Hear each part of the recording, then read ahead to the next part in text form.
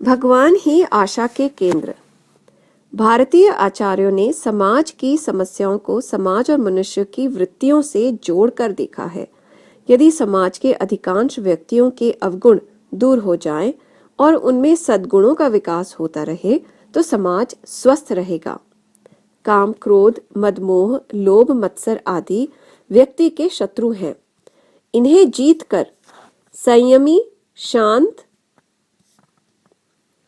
विनयशील, वीतरागी, उदार तथा सद्गुणों का प्रशंसक बनना ही उसमें नैतिकता का जागरण माना जाता है।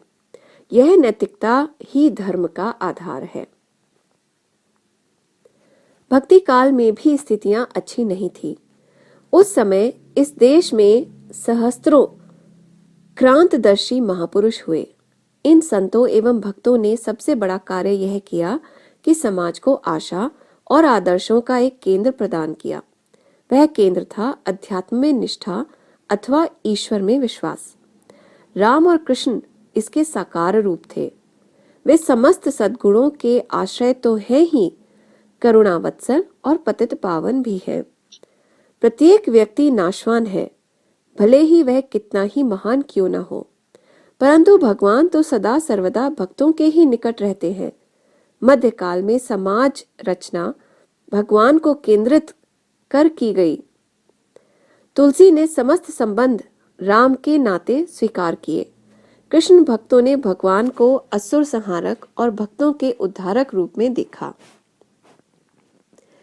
यदि भगवान पर विश्वास की लहर ने समाज को उस समय अस्मिता प्रदान न की होती तो अन्य देशों के समाजों के समान ही भारतीय समाज भी विधर्मियों की संस्कृति को अपना लेता।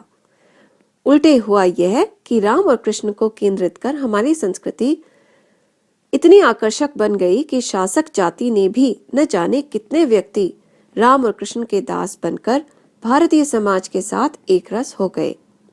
बादशाही ठसक छोड़कर एक पठान रसखान बन गया। न जाने कितने रहीम, रसलीन, रसरंग इस अतुलित रस माधुरी पर मुक्त हो गए। यदि सचमुच देखा जाए तो हमारी भक्ति परंपरा और रस संस्कृति ने हमारे समाज को धरती के अंदर छिपे जीवन रस से आप्लावित कर दिया।